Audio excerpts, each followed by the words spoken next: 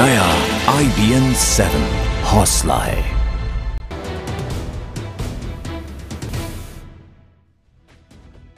नमस्कार, मैं हूं ऋचा अनुद। इंडिया 9 बजे में आज बात होगी अज्ञातवास से लौटे राहुल गांधी की। राहुल गांधी खुद तो चुप हैं, लेकिन उनके सहयोगी और विरोधी जमकर बयानबाजी कर रहे हैं। इसके अलावा मसरत मामले पर मचे बवाल पर भी हम बात करेंगे, लेकिन उससे पहले नजर डालते हैं इस वक्त की सुर्खियों पर। भारत के गद्दार मसरत के समर्थन में उतरा पाकिस्तानी आतंकी हाफिज सईद। लाहौर में की रैली तो गिरफ्तारी के बाद श्रीनगर में पुलिस पत्थरबाजों में झड़प। गिलानी गुट का कश्मीर बंद कल।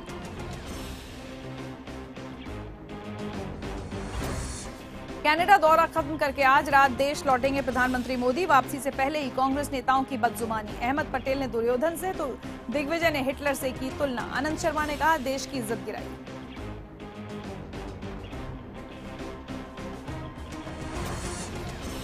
मेरा ये है कि इस समय बेस्ट बैट हमारी सोनिया जी। जब हमारे पास सबसे अच्छा जनरल, सबसे अच्छा बैट्समैन, सबसे अच्छा बॉलर है, तो इस समय जरूरत नहीं है किसी को बदलने की। राहुल की घर वापसी के साथ ही कांग्रेस में घमासान। IBN 7 से खास बातचीत में बोले संदीप दीक्षित। सोनिया ही है कांग्रेस में सुप्रीम, चुनाव तक ना हो कोई फेरबदल। तो मिलिंद देवड़ा ने किया ट्वीट, राहुल के नेतृत्व में होंगे मजबूत। कोलकाता में TMC के दो गुटों के बीच हिंसक झड़प। कार्यकर्ताओं ने जलाई गाड़ियां।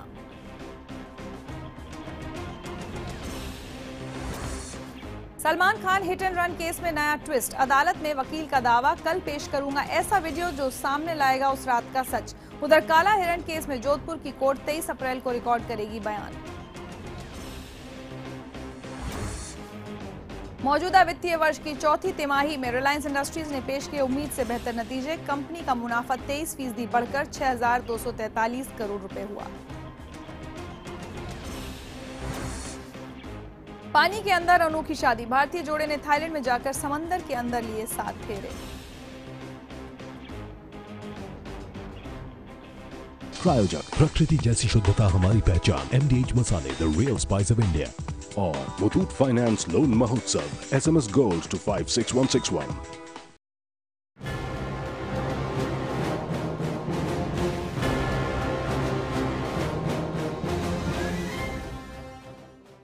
लोकसभा चुनाव में शर्मनाक हार के बाद राहुल गांधी ने कहा कि वो सोचेंगे। दिल्ली चुनाव में हार के बाद राहुल ने कहा कि वो फिर सोचेंगे कि कैसे पार्टी का उद्धार किया जाए। अब राहुल विदेश में 59 दिन तक सोचते रहने के बाद देश वापस तो लौट आए हैं, लेकिन उनकी चुप्पी टूटने का देश इंतजार कर रहा है। इस बीच पार्टी में नेतृत्व को लेकर सिर्फ टव्वल की नौबत आती दिख रही है। आज कांग्रेस नेता संदीप दीक्षित ने IBN 7 के deputy managing editor Sumit Awasthi से खास बातचीत में ये तक कह दिया कि फिलहाल पार्टी को अध्यक्ष की जरूरत है, PM उम्मीदवार की नहीं।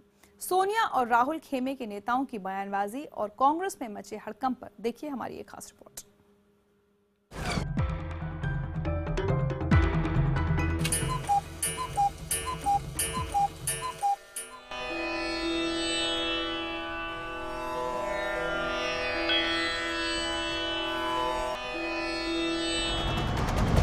59 दिन के अज्ञातवास के बाद कांग्रेस उपाध्यक्ष राहुल गांधी दिल्ली तो लौट आए, लेकिन अब तक रहस्यमयी तरीके से चुप्पी साधे हुए हैं। उनकी इस चुप्पी के बीच कांग्रेस में सिर्फ टव्वल की नौबत आ गई है। सोनिया और राहुल के समर्थन और विरोध में खेमेबंदी और बयानबाजी जारी है। इस बार सोनिया खेमे की तरफ से कमान संभाली है संदीप दीक्षित ने। IBN 7 के deputy managing editor Sumit Awasthi से खास बातचीत में संदीप दीक्षित ने माना कि पार्टी बुरे दौर से गुजर रही है और इस वक्त जरूरत ऐसे नेता की है जिसके पास अनुभव हो। जाहिर है निशाना सीधे राहुल गांधी पर साधा गया है। वो हमारे पास हैं, उनको अनुभव है, दोबारा वही चीज करने का एक उनमें शक्ति है। तो मुझे ये लगता है कि इस समय सबसे बेहतर होगा कि अगर वही पार्टी की कमान संभालें, क्योंकि एक नई अध्यक्ष का चुनाव होना है आने वाले समय में, और वही अगर हमको गाइड करती रहेंगी तो कांग्रेस के लिए बहुत बेहतर होगा। जिसके पास अनुभव हो, जिसके पास कंप्लीट करने का कॉन्फिडेंस हो, वो आगे चले तो बेहतर रहेगा कि नहीं। दरअसल लोकसभा चुनाव और फिर उसके बाद दिल्ली विधानसभा चुनाव के नतीजों ने राहुल की नेतृत्व क्षमताओं को सवालों के घेरे में खड़ा कर दिया है। इसके बाद पार्टी में वर्चस्व की लड़ाई और बढ़ गई। सोनिया खेमे का तर्क है कि राहुल गांधी के फैसलों में सियासी अनुभव की कमी है। भविष्य को लेकर राहुल गांधी की रणनीति कारगर नहीं है। राहुल की कमान में पार्टी की हालत और खराब हुई है। लंबे वक्त तक गैर हाजिर रहकर सियासत करने का राहुल फॉर्मूला सही नहीं है। राहुल की कमान में सहयोगी दल साथ देंगे, इस पर शक है। यही वजह है कि सोनिया खेमा राहुल की कमान में नई टीम के पक्ष में नहीं है। राहुल गांधी जी या किसी और के व्यक्ति का नाम लेने की बात ही नहीं है। मेरा यह है कि इस समय बेस्ट बैट हमारी सोनिया जी हैं। जब हमारे पास सबसे अच्छा जनरल, सबसे अच्छा बैट्समैन, सबसे अच्छा बॉलर है, तो इस समय जरूरत नहीं है किसी को बदलने की। जाहिर है कांग्रेस में इस तरह के बयान ऐसे ही नहीं दिए जाते। इसकी एक वजह यह भी है कि राहुल गांधी के समर्थक नेताओं ने पार्टी को फिर से जिंदा करने के लिए संगठन में फेरबदल का दबाव बनाना शुरू कर दिया है। राहुल गांधी के समर्थक खेमे का तर्क है कि पुरानी पीढ़ी के नेताओं को अपने अस्तित्व पर खतरा नजर आ रहा है। यही वजह है कि वो पार्टी में बदलाव के लिए तैयार नहीं है। पार्टी को पुनर्जीवित करने के लिए संगठन में बड़े बदलाव जरूरी है। हालत ये हो गई है कि राहुल खेमा अब सोनिया को सीधे चुनौती देने लगा है। IBN 7 से संदीप दीक्षित की बात के बाद पार्टी नेता मिलिंद देवड़ा ने ट्वीट करके कहा, इस फौरी गुस्से को दरकिनार कर कांग्रेस नेताओं को एकजुट हो जाना चाहिए। सोनिया जी के शानदार 17 साल के नेतृत्व का सम्मान करना चाहिए और राहुल गांधी की कमान में पार्टी को पुनर्जीवित करना चाहिए। मिलिंद देवड़ा के इस बयान के बाद IBN 7 से खास बातचीत में राहुल खेमे के माने जाने वाले दिग्विजय सिंह ने भी इशारों में कह दिया कि अब राहुल को ही पार्टी को आगे बढ़ाना चाहिए। सोनिया गांधी के निर्णय से ही सब कुछ होगा, इसलिए कोई चिंता न करें। आगे भी सोनिया गांधी के ही निर्णय से काम होगा। हर निर्णय में सोनिया गांधी जी का ही निर्णय सर्वोपरि हम लोगों के लिए है। नेताओं की इस बयानबाजी के बीच देश इंतजार कर रहा है कि राहुल गांधी कुछ तो बोलें, लेकिन शायद उनका मंथन घर वापसी के बाद भी जारी है। शुक्रवार को अटकलें लगाई जा रही थी कि वो कांग्रेस की 2 बैठकों में शामिल हो सकते हैं, लेकिन ऐसा हुआ नहीं। नजरें अब भी राहुल पर हैं कि उनकी चुप्पी कब तक बरकरार रहेगी। अमिताभ सिन्हा के साथ अरुण सिंह, दिल्ली, IBN 7। तो एक तरफ राहुल गांधी बिल्कुल चुप हैं और दूसरी तरफ कांग्रेस के दिग्गज लगातार बयानबाजी कर रहे हैं, जिससे ये सच सामने आता जा रहा है कि कांग्रेस 2 खेमों में बंट गई है, सोनिया और राहुल खेमा। और सोनिया खेमे में उत्तराखंड के मुख्यमंत्री हरीश रावत, दिल्ली की पूर्व मुख्यमंत्री शीला दीक्षित और साथ ही कांग्रेस के पूर्व सांसद संदीप दीक्षित और पंजाब के पूर्व मुख्यमंत्री अमरिंदर सिंह, ये साफ साफ अपने बयानों के जरिए ये जाहिर कर चुके हैं कि ये लोग सोनिया का ही नेतृत्व पसंद करते हैं, उन्हीं के खेमे में। अगर बात करें हम राहुल गांधी के खेमे की, तो पार्टी के उपाध्यक्ष हैं राहुल गांधी और उनके खेमे में पूर्व केंद्रीय मंत्री कमलनाथ, मध्य प्रदेश के पूर्व मुख्यमंत्री दिग्विजय सिंह और पूर्व केंद्रीय मंत्री मिलिंद देवड़ा, जिन्होंने ट्वीट भी किया है, राहुल गांधी के नेतृत्व में उम्मीद दिखाई है। ये 2 खेमे हम आपको दिखा रहे हैं। पार्टी के दिग्गज लगातार बयानबाजी करके इसको जाहिर भी कर रहे हैं और पार्टी के में नेतृत्व को लेकर हो रही इस खींचतान के बीच कांग्रेस 19 अप्रैल को दिल्ली के रामलीला मैदान में होने वाली रैली की तैयारियों में भी जुटी हुई है। माना जा रहा है कि अज्ञातवास के बाद लौटे राहुल भूमि अधिग्रहण बिल के खिलाफ हो रही इसी रैली में पहली बार अपनी चुप्पी तोड़ेंगे, पहली बार वो बोलेंगे। कांग्रेस जानती है कि अगर रैली सफल होती है तो उसके आगे की लड़ाई के लिए एक जमीन भी तैयार हो जाएगी।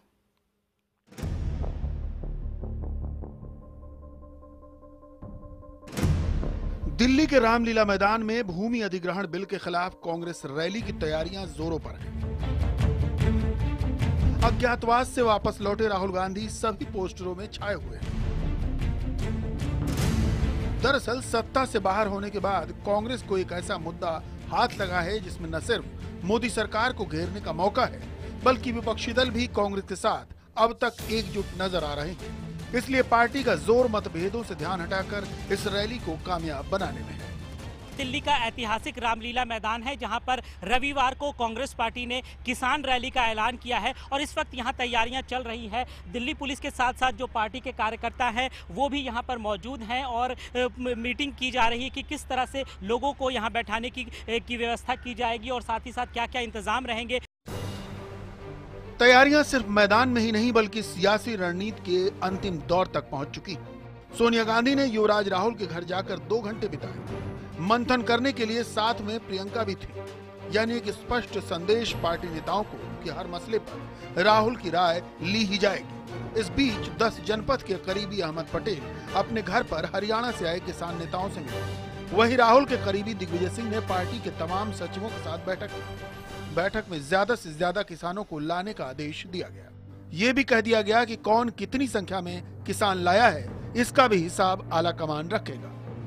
परसों खुद जाकर देख लीजिएगा, ऐतिहासिक रैली होगी। मैं मोदी जी की तरफ से गलत संख्या तो बताऊंगा नहीं कि 15 लाख आपके खाते में पहुंचा दूंगा, जाके गिन लीजिएगा। ऐतिहासिक होगी, चुनौती होगी सरकार। दरअसल कांग्रेस रामलीला मैदान की रैली से मोदी सरकार के खिलाफ अपने जंग की शुरुआत करना चाहती है। पार्टी नेतृत्व तो इसी कोशिश में है कि किसी तरह मैदान पूरा भर जाए।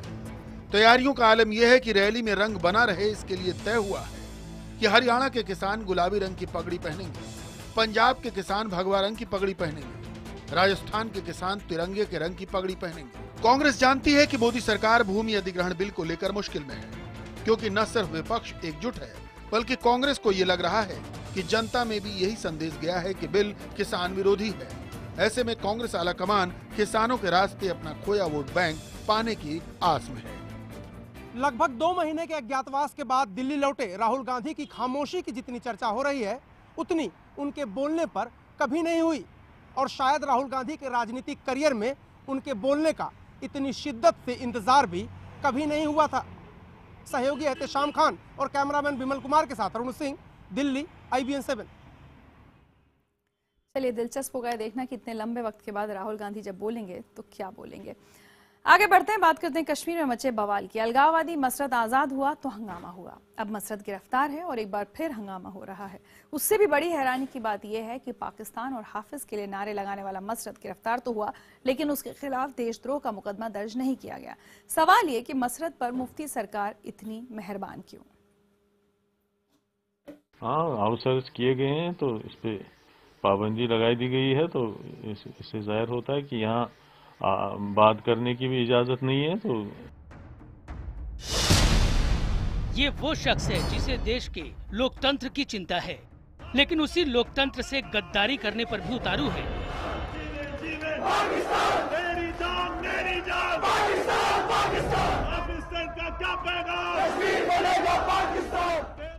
आखिरकार सरेआम पाकिस्तान के लिए नारे लगाने वाला मसरत गिरफ्तार हो गया। IBN 7 की मुहिम कामयाब हुई, लेकिन उसकी गिरफ्तारी के बाद कश्मीर में बवाल शुरू हो गया।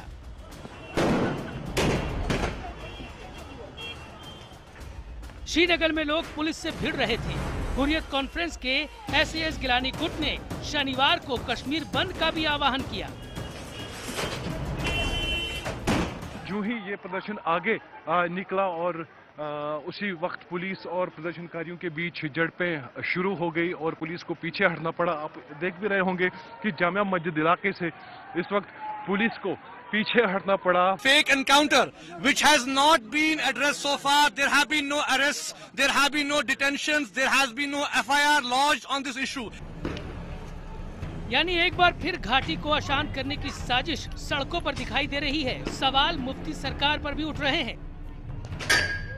मसरत आलम गिरफ्तार भले ही हो गया हो, लेकिन अभी भी उस पर देशद्रोह का मुकदमा कायम नहीं किया गया है।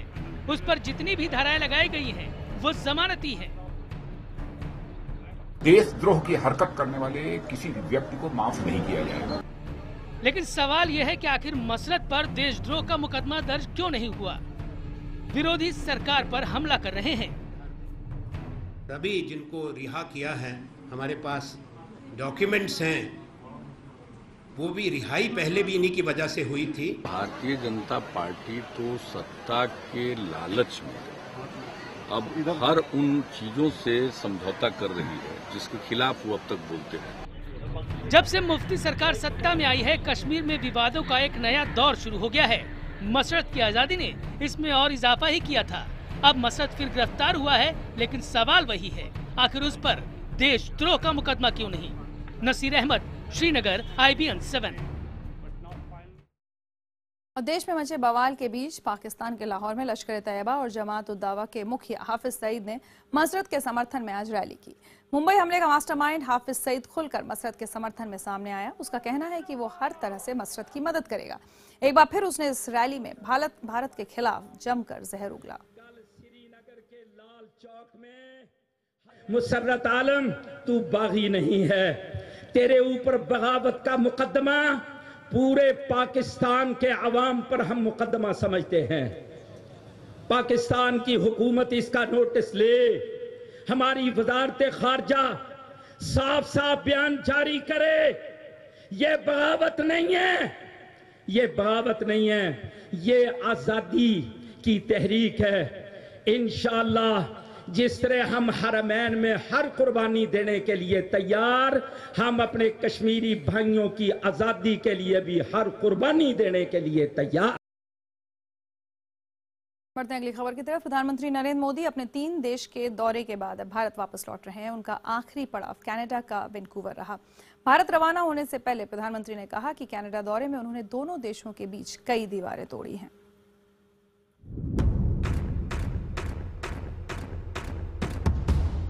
तीन देशों के दौरे के बाद प्रधानमंत्री नरेंद्र मोदी इस वक्त भारत के रास्ते में हैं। कनाडा से फ्रैंकफर्ट निकलने से पहले उन्होंने अपने कनाडा दौरे को खास बताते हुए इसे बेहद सफल और यादगार बताया। प्रधानमंत्री हार्पर का हृदय से धन्यवाद देना चाहता हूं। यह एक ऐतिहासिक यात्रा, लेकिन यात्रा इसलिए ऐतिहासिक नहीं कि 42 ईयर के बाद भारत का प्रधानमंत्री कनाडा आया है। यह इसलिए है क्योंकि 42 साल के बाद आने के बाद भी एक पल में हवा के झोंके की तरह वो दूरी के बादल छट गए। कनाडा से निकलने से पहले पीएम एक बार फिर भक्ति के रंग में रंगे नजर आए। कनाडा में साझा इतिहास और संस्कृति का केंद्र है वैंकूवर का गुरुद्वारा खालसा दीवान। प्रधानमंत्री मोदी यहां पहुंचे तो कनाडा के प्रधानमंत्री स्टीफन हार्पर भी उनके साथ थे। पीएम मोदी के साथ स्टीफन हार्पर ने भी पवित्र गुरु ग्रंथ साहिब के सामने मत्था टेका। जब गुरु गोविंद सिंह जी ने पंच प्यारे पसंद किए थे, उन पंच प्यारों में एक गुजरात का था।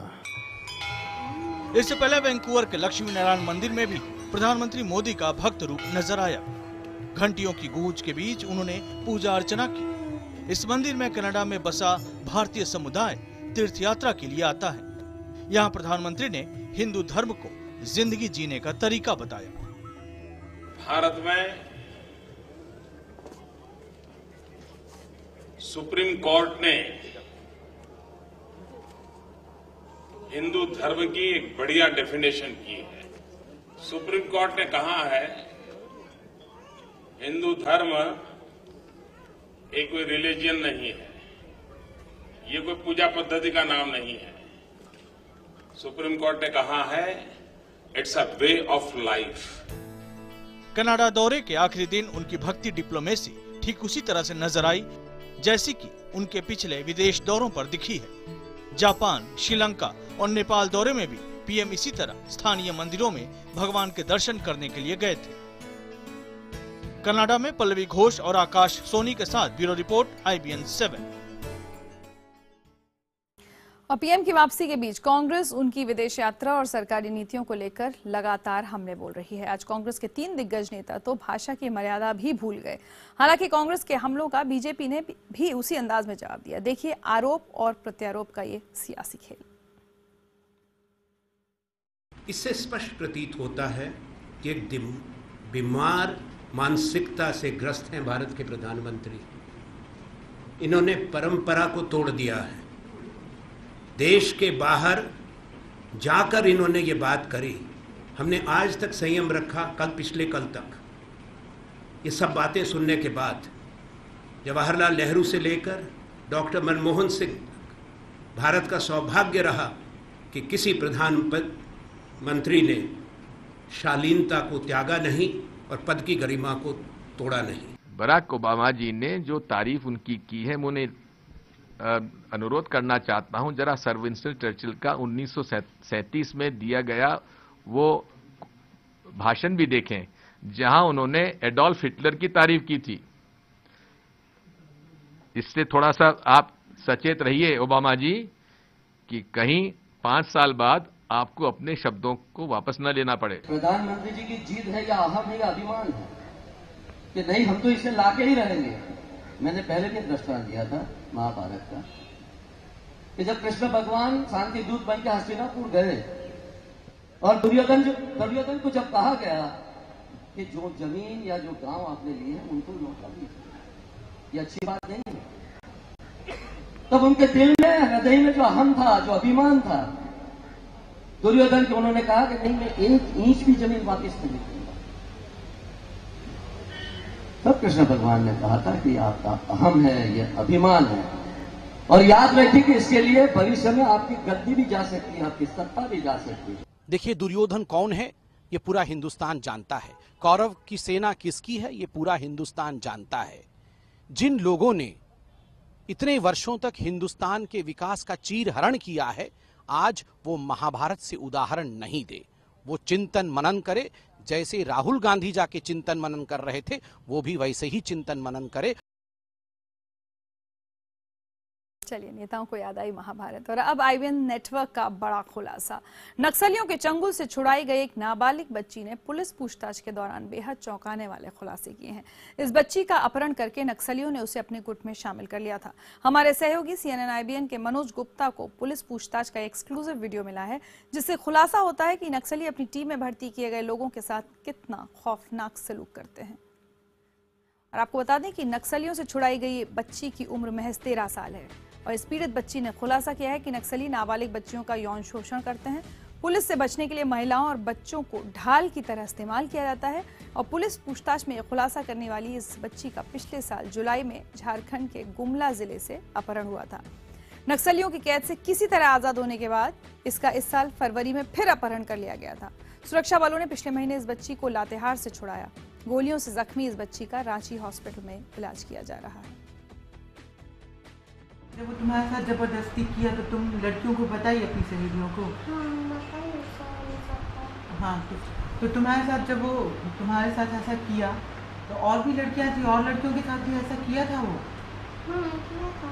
कौन किया था? मदन जी किया था। अच्छा, तो तुमको कैसे पता चला? तुम देखी? मैं देखी, लड़के लोग बताए हमको कि ऐसे करते हैं मदन जी। वो तो 5 लड़के हो उसके साथ तो काम की सबको करते थे, काम की सबको और सारों सबको करते थे। तो वो लोग अलग है तो वो सब करते थे और हम लोग ना को दे साथ कई लोग से करते थे। क्या किए थे? तुम्हारे सहेली के साथ कुछ किए थे? किए थे वो। क्या किए थे? वो गलत काम जैसे हम कई उसी उसको नहीं किए। क्या किए थे पता? तुम्हारी सहेली बताई थी तुमको? पूरा पता तो नहीं बताई थी। वर्ल्ड रिकॉर्ड के लिए लोग क्या क्या नहीं करते हैं। मुंबई के एक शादीशुदा जोड़े का नाम एक अनोखी शादी की वजह से Guinness book of world record में दर्ज किया गया है। ये शादी अंडर वाटर यानी पानी के अंदर हुई थी। इस साल 14 फरवरी को थाईलैंड में आयोजित ट्रैंग अंडर वाटर वेडिंग सेरेमनी में 22 देशों के 34 शादीशुदा जोड़ों ने हिस्सा लिया था। इसमें वर्ल्ड रिकॉर्ड बनाने वाला भारतीय जोड़ा भी शामिल था। समंदर के अंदर हुई शादी में तकरीबन 45 मिनट लगे थे। इसके साथ ही पूजा राउत और शैलेश कोचरेकर भारत के पहले ऐसे शादीशुदा जोड़े बन चुके हैं जिनका अंडर वाटर वेडिंग के बाद Guinness book of world record में नाम दर्ज हो गया है।